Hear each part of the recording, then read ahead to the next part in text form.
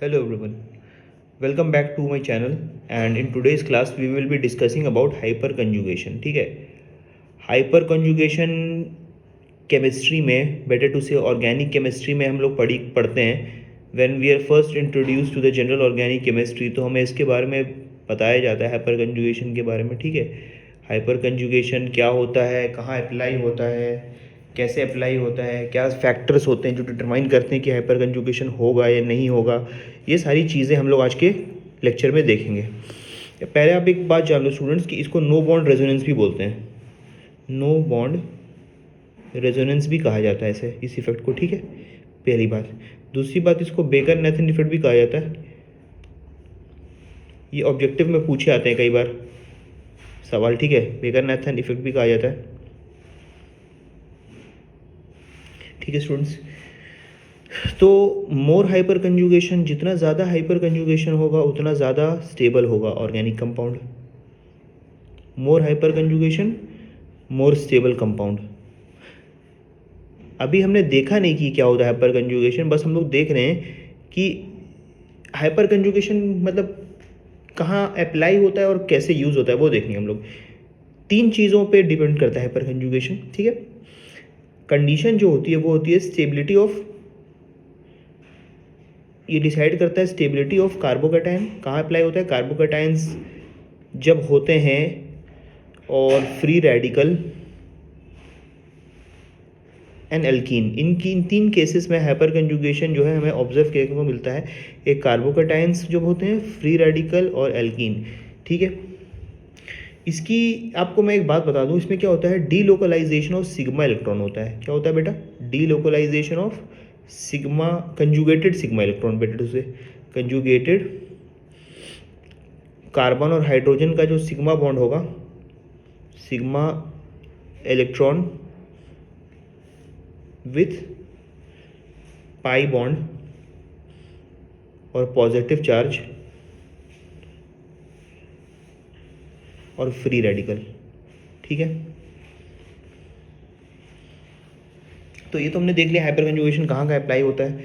ठीक है, अब कंडीशंस क्या होती है हाइपर कंजुगेशन की वो देखते हैं. सारी चीज़ क्वेश्चन के हिसाब से भी डिस्कस करेंगे हम लोग. ठीक है, पहले थोड़ी सी थ्योरी मैं बता दूं क्योंकि ये जानना ज़रूरी है आपको. अगर आपको बेसिक नहीं पता तो आप क्वेश्चंस इसके नहीं डील पर कर पाएंगे. ठीक है, थोड़ी सी थ्योरी तो बतानी पड़ेगी. Conditions for hyper conjugation. ठीक है, सबसे असल कंडीशन मैं बताऊं स्टूडेंट्स आपको क्या है, पॉजिटिव चार्ज जहां भी दिखे कार्बन पे, positive charge on carbon atom के आसपास, मतलब आजू बाजू. ठीक है, एक कार्बन होना चाहिए जिसमें कार्बन हाइड्रोजन का बॉन्ड हो. ठीक है, सही है बेटा. आपको शायद मैं समझाने के लिए एक एग्जाम्पल से समझाने की कोशिश करता हूँ क्या मतलब है. देखो उसको अपने आप समझ में आ जाएगा. जैसे मान लो एक हमारे पास एक ये दिया हुआ है CH3CH2+, इसमें कार्बन के ऊपर पॉजिटिव चार्ज है और कार्बन के पॉजिटिव चार्ज के कंजुगेशन में सिग्मा, कार्बन हाइड्रोजन के 3 सिग्मा बॉन्ड है, तो इसमें 3 हाइपर कंजुगेशन जो होगा 3 हाइपर कंजुगेटिव हाइड्रोजन बोल सकते हो इसमें है हमारे. ठीक है, 3 हाइपर कंजुगेटिव हाइड्रोजन, और इसीलिए इसके 3 नो बॉन्ड रेजोनेटिंग स्ट्रक्चर्स बनेंगे.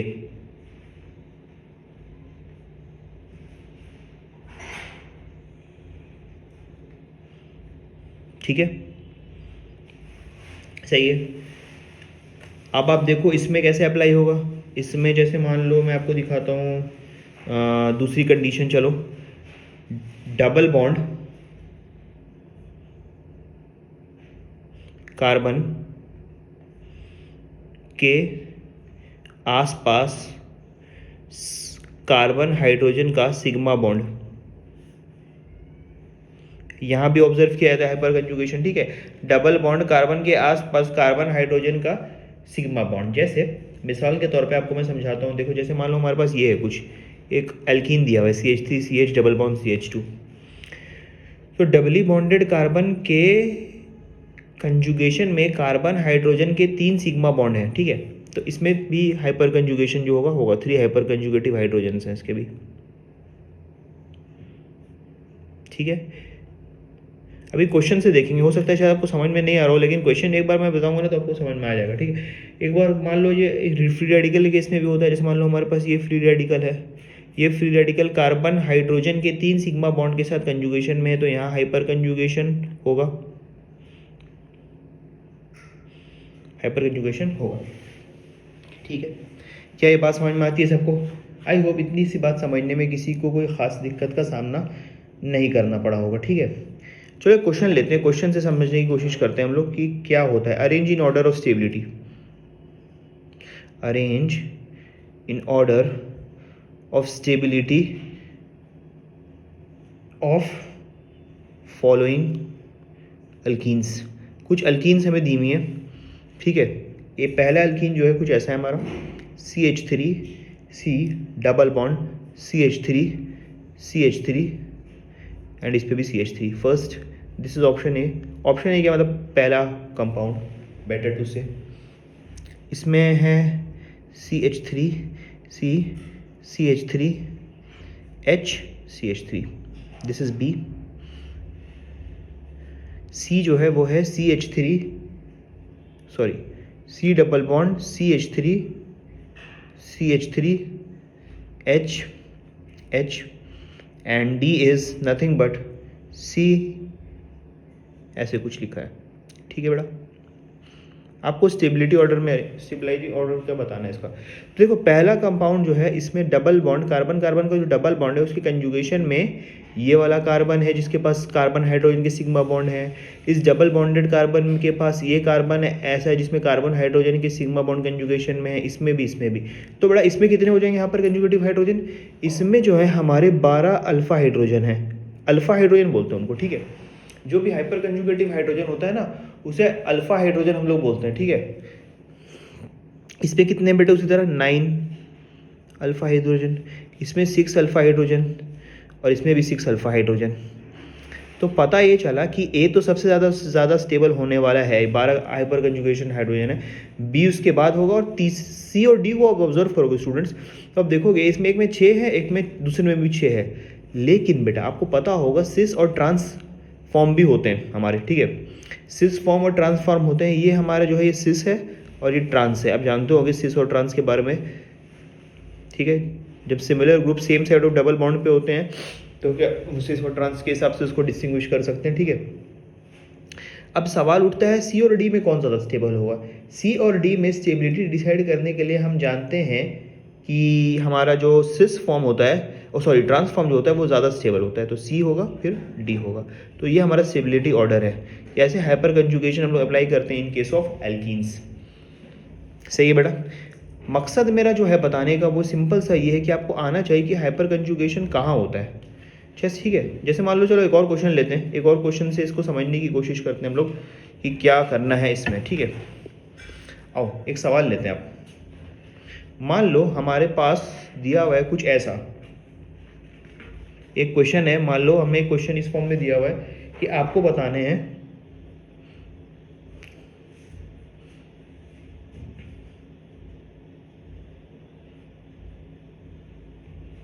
कितने हाइपर कंजुगेटिव हाइड्रोजन है इसमें, ये है हमारे पास। तो कोई बोलेगा सर यहाँ पे हमें कार्बन के ऊपर पॉजिटिव चार्ज के आजू बाजू 8 हाइड्रोजन दिख रहे हैं, 3 2 5 3 8, लेकिन वो बिल्कुल गलत है इस चीज़ में, क्योंकि अल्फा हाइड्रोजन काउंट करना है हमें। कार्बोकेटायन से जस्ट अगला कार्बन जो होगा वो अल्फा कार्बन होगा और उसके हाइड्रोजन जो होगा वो अल्फा हाइड्रोजन होगा। तो ये हाइपर कंजुगेशन में कंट्रीब्यूट करेगा और ये 2 हाइड्रोजन कंट्रीब्यूट करेंगे। टोटल 5 हाइपर कंजुगेटिव हाइड्रोजन है इसमें, ठीक है। ठीक है, टोटल 5 हाइपर। अच्छा एक और आपको बता दूं आपको, यहाँ पे भी एक कार्बन इसमें हाइड्रोजन होगा, ये भी इसमें कंट्रीब्यूट करेगा। टोटल 6 होंगे, ठीक है। 2 इसके, 3 इसके, 1 इसके, ठीक है। कार्बन 4 बॉन्ड बनाता है, जानते होंगे आप, सही है। क्या ये बात सबको समझ में आती है? ठीक है। तो ये हो गया ऐसे हाइपर कंजुगेशन हम लोग ने निकालने की कोशिश की। अब फ्री रेडिकल्स के केस में एक बार चलो देख लेते हैं। फ्री रेडिकल के केस में मान लो कुछ ऐसा इन्होंने दे रखा है,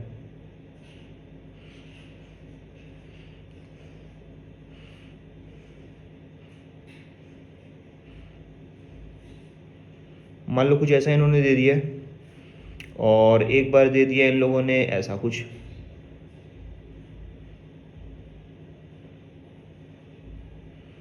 अब देखते हैं चलो क्या आंसर होगा इसका। ये पहला है ऑप्शन, ये दूसरा ऑप्शन है, ये तीसरा ऑप्शन है, ठीक है। सबसे पहले देखोगे तो ये जो हमारा कंपाउंड है इसमें तुम देखोगे फ्री रेडिकल से नेक्स्ट कार्बन जो है उसमें तुम अल्फ़ा हाइड्रोजन अगर काउंट करोगे तो अल्फ़ा हाइड्रोजन सिर्फ एक है इसमें। देखने से ऐसा लग रहा है कि ये भी काउंट होगा, ये भी काउंट होगा, लेकिन ये अल्फ़ा कार्बन नहीं है, अल्फ़ा कार्बन ये है। तो ये वाला हाइड्रोजन इसमें 1 होगा हाइपर कंजुगेशन। इसमें कितने होंगे? 3 अल्फ़ा हाइड्रोजन होंगे। और इसमें तुम देखोगे स्टूडेंट्स, तो एक बात तुम ऑब्जर्व करोगे, इसमें ये जो फ्री रेडिकल है ये इसके साथ रेजोनेंस कर लेगा, ठीक है। तो रेजोनेंस जब होता है ना तो सबसे ज़्यादा स्टेबलाइजिंग फैक्टर रेजोनेंस होता है। तो पहला जो होगा सी होगा, फिर क्या होगा? ए होगा, और फिर क्या होगा हमारा? बी होगा। आप बोलोगे सर यहाँ तो अल्फ़ा हाइड्रोजन तो ज़्यादा दिख नहीं रहे, लेकिन बेटा ये रेजोनेंस में भी तो होगा, रेजोनेंस भी तो होगा। Sigma bond is in conjugation with, oh sorry, lone pair is in conjugation with, lone pair तो नहीं, क्या बोलते हैं इसको, free radical is in conjugation with this double bond. तो यहाँ पे रेजोनेंस भी होगा, रेजोनेंस सबसे ज़्यादा स्टेबलाइजिंग फैक्टर होता है, ठीक है। ऐसे ये सारे कॉन्सेप्ट्स इतने कंडेंस लेक्चर में बताना पॉसिबल नहीं है, इनके लिए थोड़े डिटेल सेशंस लेने पड़ेंगे, वो हम लोग लेंगे। लेकिन फिलहाल मेरा जो मकसद था वो ये समझाना था आपको कि हाइपर कंजुगेशन क्या होता है असल में, ठीक है।